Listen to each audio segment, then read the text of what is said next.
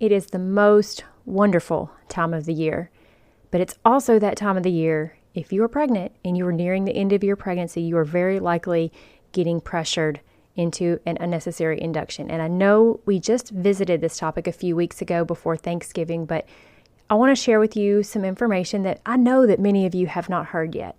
So let's revisit this topic now while you all still have some time to push back and make sure that you don't get trapped into unnecessary induction, unnecessary interventions, and all that comes with that. Let's go. Are you a Christian woman yearning for a beautiful, joyful pregnancy and birth with a focus on God, not medical tests? Are you worried the birth you want isn't possible and you're tired of being treated like an accident waiting to happen? Hey Mama, I'm Lori, host of Your Birth God's Way. I'm a certified nurse midwife now, but I wasn't always. After working for nearly 20 years in the broken maternity system, I too was in your shoes wondering how I could have the birth I wanted and that I felt God meant for me to have. I found a secret that has actually been known since the beginning of time. God's way is the best way. Spoiler alert, God made us and our babies, and He knows us best. He designed us perfectly for pregnancy, birth, and nourishing our babies after birth, if we work with His design and not against it. In this podcast, you'll learn how to be healthy and have joy during this time of life that will be over before you know it. So if you're ready to reclaim your birth and your babies for His glory, go turn on a few episodes of Bluey for that little one on your hip so you can put the focus back on you for a few minutes with me. So back at the end of last year, we talked about why you don't want to be induced before Christmas. Christmas is not a reason for induction, and many of you have not heard that episode. So today, I'm actually going to replay a classic episode that I know many of you have not heard. How do I know that? Because sometimes now I get more downloads in one day than that episode has had in total for the whole year since then. There's a lot of new folks here. There's a lot of new life here that is really learning, and sometimes you don't always get all the way back to those old episodes. So what I want to do today is to replay that episode for you because it is so pertinent to this week. If you are 38 weeks, 39 weeks, 40 weeks, and you are in the medicalized model of maternity care, you are almost certainly getting pressured this week to have an induction. And so I don't want to wait till next week because next week they'll pretty much be done by then. They will want them to be done the end of this week and maybe Monday of next week, which is before my new episode posts. So let's revisit it today. I know that I told you last week that this week I would talk about the path to becoming a midwife and what to consider before you embark on wanting to be a birth worker of any type, whether it be a doula, midwife, any birth worker. But as I looked at the calendar and I thought it through, I decided that this was really more suitable for this week. And now next week, we're going to talk about the topic of what you need to think about before you enter this line of work so that maybe you can chew on it, you can think about it, you marinate on it over the holidays when maybe you've got a little bit more downtime. So with that, let's get to it. Here is a classic episode, Why Christmas is Not a Reason to be Induced. So let's dive right on into our content for this week because this is an important topic that I guarantee you there are people listening to me right now who are dealing with this. As I record this, it is Sunday the 17th. I know right now, labor floors across the country are starting to fill up. They're starting to fill up tonight, and then they will get fuller and fuller over the coming week. Why? Inductions is why. Because see, just like you, nobody wants to be away from family on the holidays. The majority of doctors and many midwives too are going to find any excuse that they can to get their patients delivered this week because every baby that comes this week is one less that will ring their phone on Christmas. Yep, that's the truth. Because see, inductions make babies come one way or another. If they won't come vaginally because your body's not ready, then you'll end up in the OR with a C-section. And they don't really care how your baby gets here, as long as it gets here, because they don't want to catch your baby on Christmas. They don't want to be waiting in the call room on Christmas. And again, I get it. I've been there. But that's no excuse. You know, I got a little curious about birth dates because I was kind of thinking, I bet you that there are not very many Christmas babies. So I got on the interwebs and I typed in, I don't remember exactly what I typed in. It was like birth rates by date. Couldn't find anything by that. So I think I put birth dates and then rates or something like that. And I couldn't find anything in the US just on a really quick search, but I did find a graph from the UK with each and every day plotted out. And it was exactly as I expected. So the graph was like all oranges and reds and yellows and different shades where you could tell how many people had been born on each day of each month based on the color.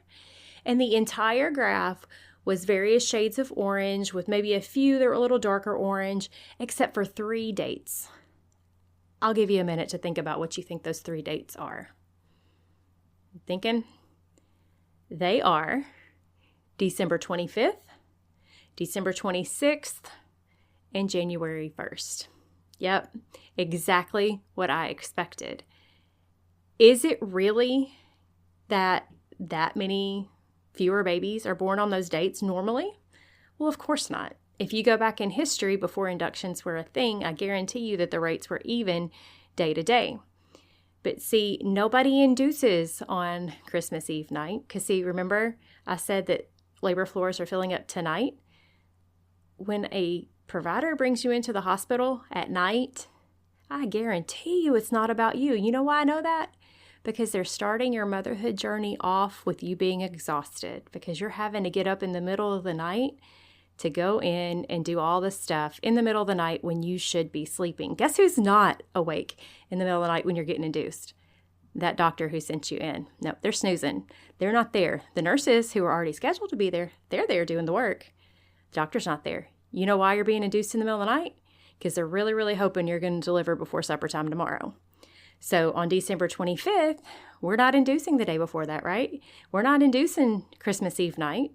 We know that we're not going to induce you on Christmas Eve night because we don't want your baby to come on Christmas Day. We're not inducing you on Christmas Day because we don't want to deal with it on Christmas or the day after Christmas either. We're also not going to induce you on New Year's Eve, so you're not going to have your baby on New Year's Day.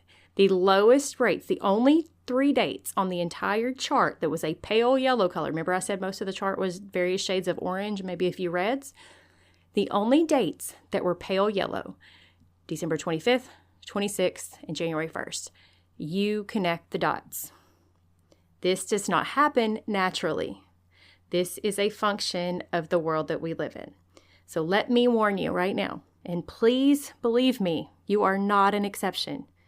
Please believe me, if you are seeing a traditional practice, or even maybe a practice that claims to be natural or natural-minded, if it's a hospital-based practice and you have a prenatal appointment this week, be ready. There is very likely going to be some reason to just come up that they're going to tell you that you need to be induced, especially if you're more than 36 weeks. It's coming. Especially if you've had a baby before and you're more than 39 weeks. Did I say 36 weeks before? I meant 39 weeks.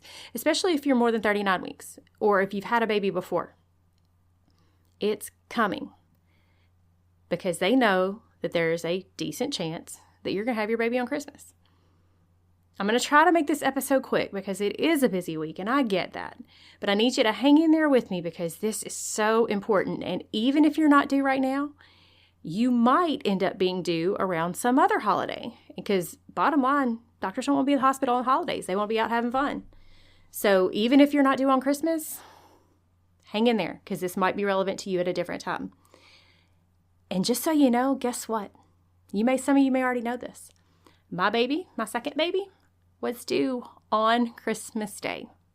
My guest date was December 25th of, I'm trying to do the math real quick in my head. She was born in 16, so 2015. I totally get the inconvenience and the wondering and everybody looking at you like, are you about to mess up Christmas? I get all of that, as do my midwives who cared for me that year.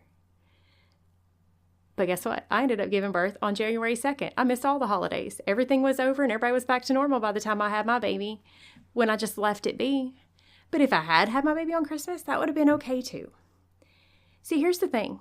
Your baby inside your tummy right now doesn't have a calendar to look at. They don't care what day it is. They don't care about your plans. The baby doesn't care about your doctor's plans. Baby doesn't care about your needs. Baby doesn't care about your doctor's needs to not be bothered on the holidays. This the holidays do not magically make your baby's lungs ready to breathe air. Are you looking for a last-minute gift for a special woman this year? Well, I have got the gift for you. Give the gift of confidence, knowledge, peace, and joy by giving the Your Birth God's Way online Christian childbirth education course. This is the most comprehensive course out there that is from a truly Christian, biblical perspective with none of that new agey woo-woo stuff that some programs have. This course covers everything from preconception to nutrition to keeping yourself low risk throughout pregnancy to birth choices to labor and birth on through postpartum and breastfeeding. There is nothing I don't cover. But if there is a special situation that comes up that the course doesn't address, also included is a monthly question and answer session live with me where those questions can be asked. You'll get real, true answers without insurance influence or practice bias. Just the information that you need to make informed decisions. Plus, now through Christmas Day, the course is 10% off. Just use the code CHRISTMAS in the summary box at checkout. Head over now to go.yourbirthgodsway.com and click on the course in the services offered section. If you're buying the course as a gift, once you've ordered, just shoot me a quick email to Lori@yourbirthgodsway.com and I'll make you a nice certificate that you can wrap up and give to the lucky mom who is clearly very well loved by you. Again, go to go.yourbirthgodsway.com and get yourself or a special mama in your life signed up today. It being Christmas doesn't make your baby's suck reflex be ready to kick in and nurse if you just decide to induce and make this baby come before it's ready. It doesn't make your baby magically be in the right position to find its right way out. None of those things magically happen just because Christmas is next Monday. Elective inductions. Elective being the key word. Elective meaning we're choosing to do this. It's not really needed. Elective inductions, they override God's timing. And nearly every induction, hear me when I say this, nearly every induction is elective at its core. They ignore that if a baby hasn't come yet, there's a reason. They ignore that labor is harder for a mom when it starts artificially. When you're trying to make it happen, it's harder. You have to make things happen harder because they're not ready to happen. You're trying to force it. They ignore that the baby might not be as far along as you think. Since dating is far from perfect, we know that due dates, quote due dates, I like to call them guest dates, can be as much as 2 weeks off. So what if you induce and you think you're 37 weeks, but you're really 35? Then what? Is it worth a NICU admission for a sick baby because you allowed them to induce a baby that wasn't ready? Is it worth an unnecessary C-section? Is it worth recovering from a major abdominal surgery on Christmas because you allowed them to induce a baby that just wasn't ready, wasn't in the right position yet, wasn't ready to find its way out? How do you know if your baby is ready? Well, I'll tell you. Are you in labor? No? Then your baby's not ready. But you know who does have a calendar? Your doctor or your midwife. And yes, I'm saying midwife. They want to be home. And again, I get it. I was the midwife. I was the nurse that really just wanted to be at the house. I get it. But I, like they, chose an unpredictable line of work. See, they know that the more people they can get off their list this week, the less likely they're going to have to work on Christmas. But it is unethical to try to get a baby to come for your convenience, for the doctor's convenience. See, if something goes wrong in that induction, they will never credit it to the fact that they were trying to evict a baby that wasn't ready to be outside. No, they'll rather credit how thankful they were to save you. And then they'll go on about their business. Meanwhile, you may be spending Christmas in the hospital visiting a sick baby, or you may be recovering from an unnecessarily hard delivery, or a major abdominal surgery, all while they sit back and eat and nap and open presents and don't think twice about you. And I don't mean to make them seem heartless. It's not that they're heartless. It's just that they are concerned with their own family like you are concerned with your own family. And they're just trying to get things done so they don't have to be at the hospital. I get the reasoning, but it doesn't justify the choices.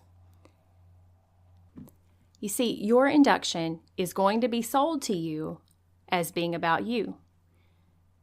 Maybe it's, let's just go ahead and get this baby here so you can see your baby for Christmas, or they're ready, let's just go ahead and get them here, or it'll make it easier on you to not have to worry about it on Christmas, or any number of things. They'll make it about you, but it's not. It is about them. It is 100% about them. Unless there is a real, documented, real medical reason, it is about them. If your induction is scheduled for this week, if you've already got it on the books, it's scheduled right now, hear me when I tell you, 99% of you, it's not a medical reason.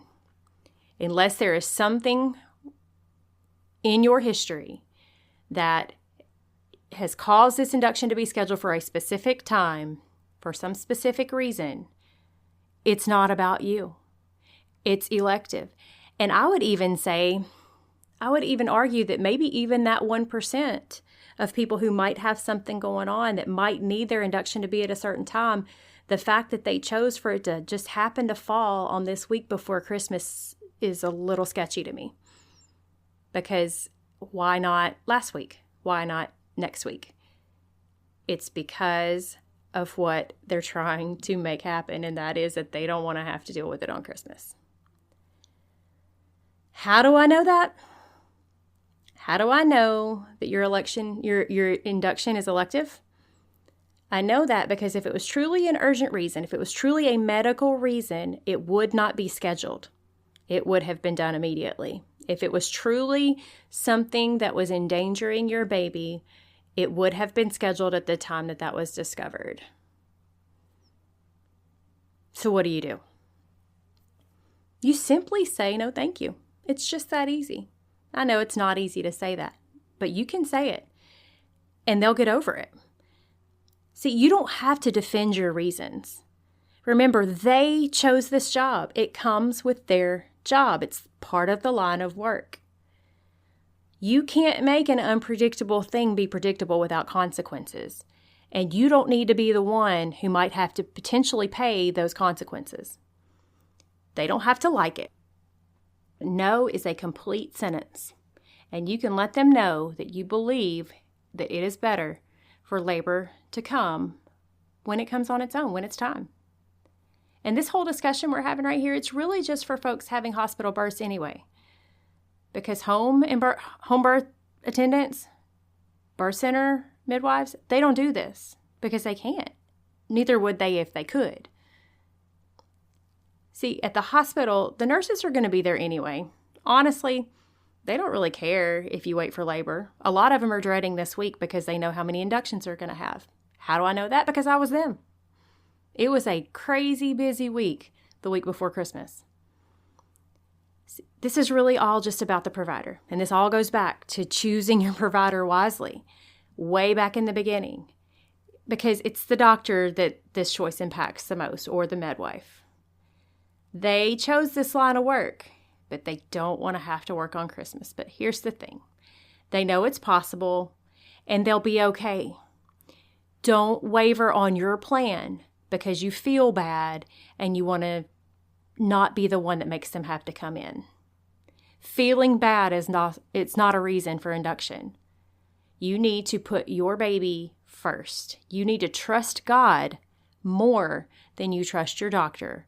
And you need to trust God that He's going to bring this baby when it's time. He's already chosen this baby's birthday, and this baby's birthday might just be December 25th. And you know what? Turns out, if it ends up being December 25th, they're not going to have to share their birthday with too many people because that's the lowest birth rate day out of the whole year, right? Y'all, I want to thank you so much for blessing me this year. I launched this podcast on January the 2nd. That was my Ruby, the one I was talking about earlier, that second baby, it was her birthday. I launched that day, and getting to share with you mamas has been a great blessing to me in so many ways that I never would have thought possible. Thank you for being a part of that blessing, and thank you for trusting me to be a part of your journey. Please, please keep trusting in God. Trust His timing. He is with you, and He already knows your baby's birthday that He chose. Don't try to override that. His way is always best. See y'all next week. Real quick, if today's episode blessed you in any way, would you head over to Apple Podcasts and leave me a quick 5-star written review? It'll take you less than a minute, but it's the best thank you can give me.